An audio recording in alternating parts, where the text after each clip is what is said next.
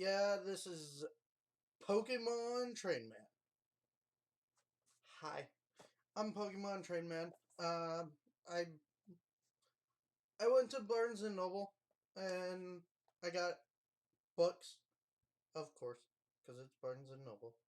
So I got the Harry Potter Tale of Beetle and Bart, and I'm gonna be doing the last one that's in this. Uh, Oddly enough, I'm gonna show you. So I'm going to show you the table of contents for this.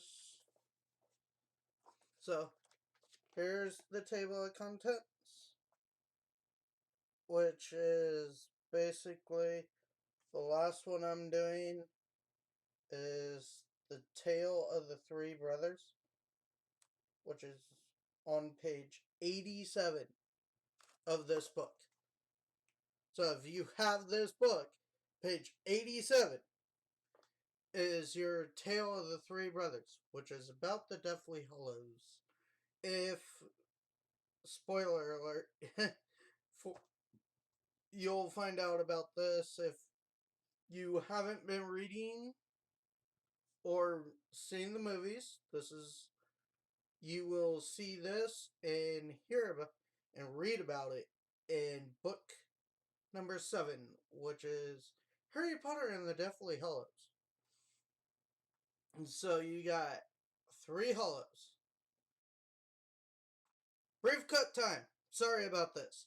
I'm going to be having my light on for the rest of this video. So, now, time to get into Beetle and Bard. Sorry about the mix-up earlier. Okay, let's get to page... No, not 90. There it is. Okay.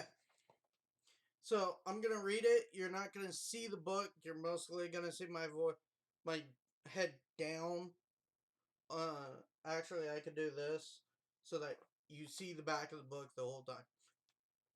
But I'm going to split my readings up into small sections so that I can put pictures in each little section and of like what you saw before this section. You saw the picture of the book and all these. This is, I gotta do a disclaimer. I'm sorry, people, but I don't want YouTube taking this video down.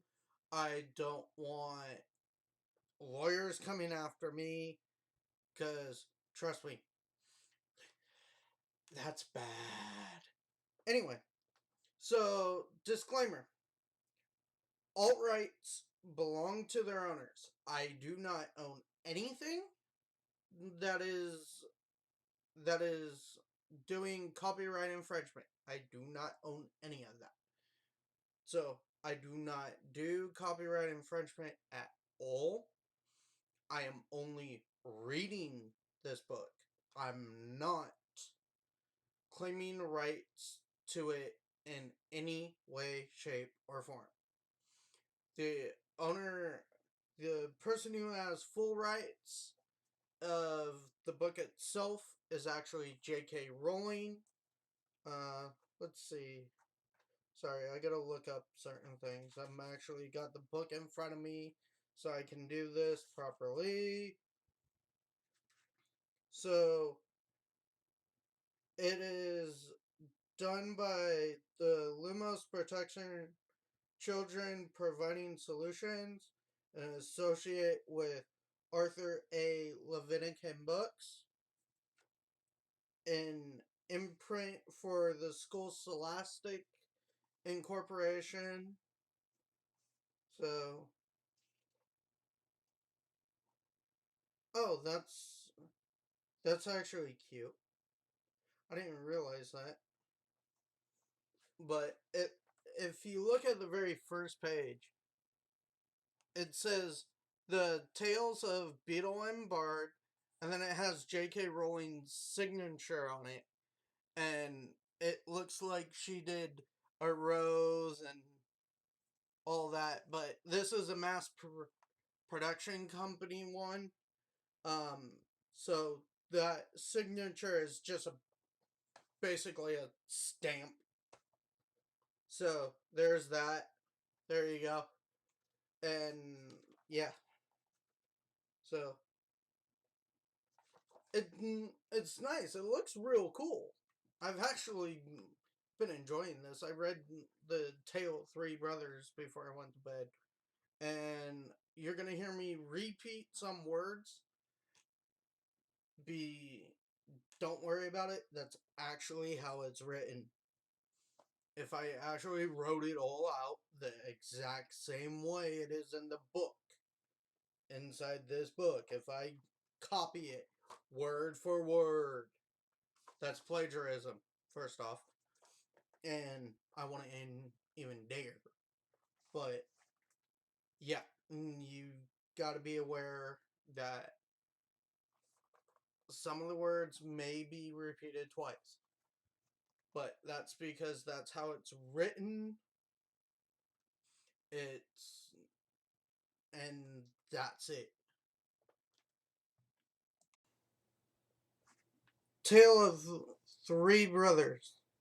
There were once three brothers who were traveling along a lonely, winding road at twilight. In time, the brothers reached a river, too deep to wade through and too dangerous to swim across. However, these brothers were learned in the magical arts. So they simply waved their wands and made a bridge appear to cross the treacherous water. They were halfway across when they found their path blocked by a hooded figure. And Death spoke to them. He was angry that he had been cheated out of three new victims, for travelers usually drowned in the river. But Death was cutting.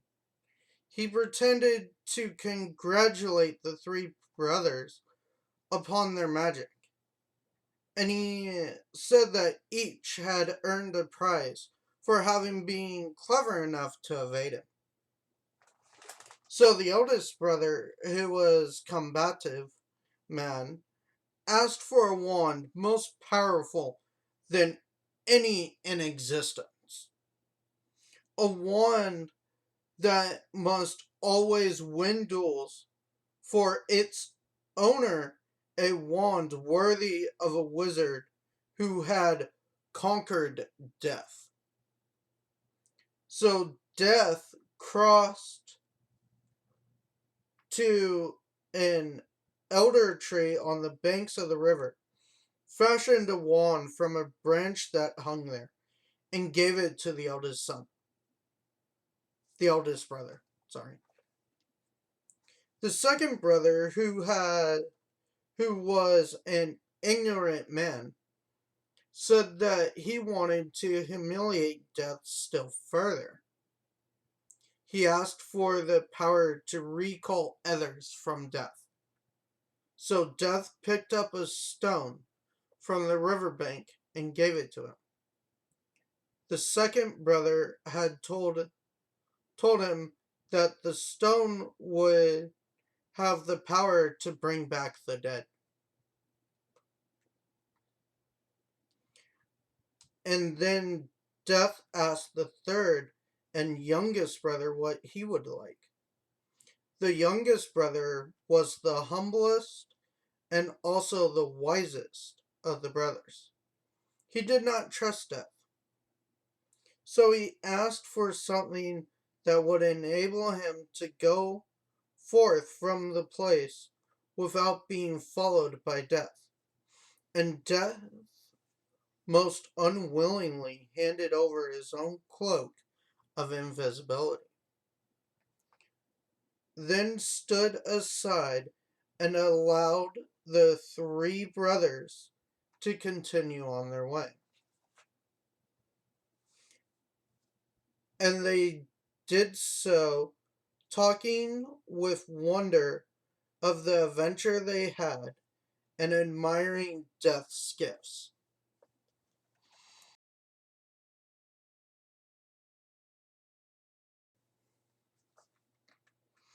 In due course, the brothers separated, each for his own destination. The first brother traveled on for a week or more, and reaching a distant village, sought out a fellow wizard with whom he had a quarrel.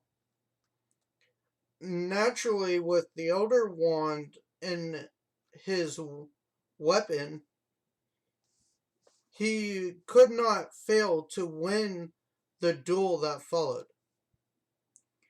Leaving his enemy dead upon the floor, the eldest brother proceeded to an inn, where he boasted loudly of the powerful wand he had snatched from Death himself, and how it made him invincible. That very night, another wizard crept upon the oldest brother as he lay wine sodden upon his bed. The thief took the wand and for good measure slit the eldest brother's throat. And so Death took the first brother for his own. Meanwhile, the second brother journeyed to his own home, where he lived alone. Here, he took out the stone that had the power to recall the dead, and he turned it thrice in hand. To his amazement and delight, the figure of a girl that he had once hoped to marry before her untimely death appeared at once before him. Yet she was sad and cold, separated from him as by a veil.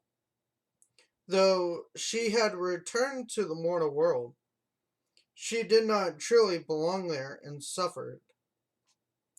Finally, the second brother, driven mad with hopeless longing, killed himself so to truly to join her.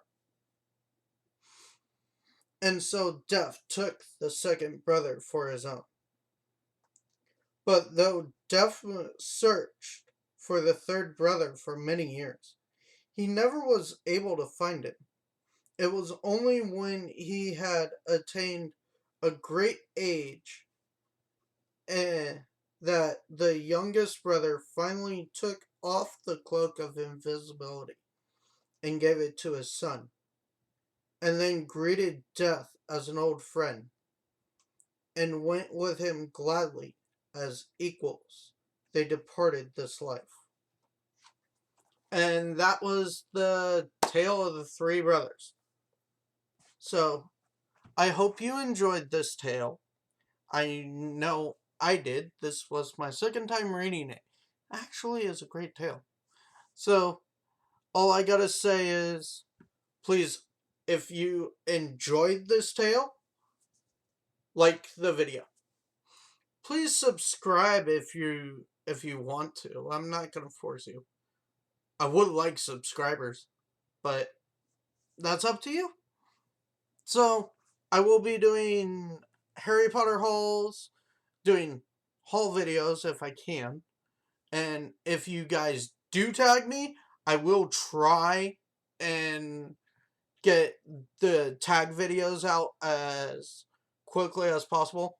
So, enjoy YouTube and enjoy the entire world. Have fun, and I hope you enjoyed the story. Bye.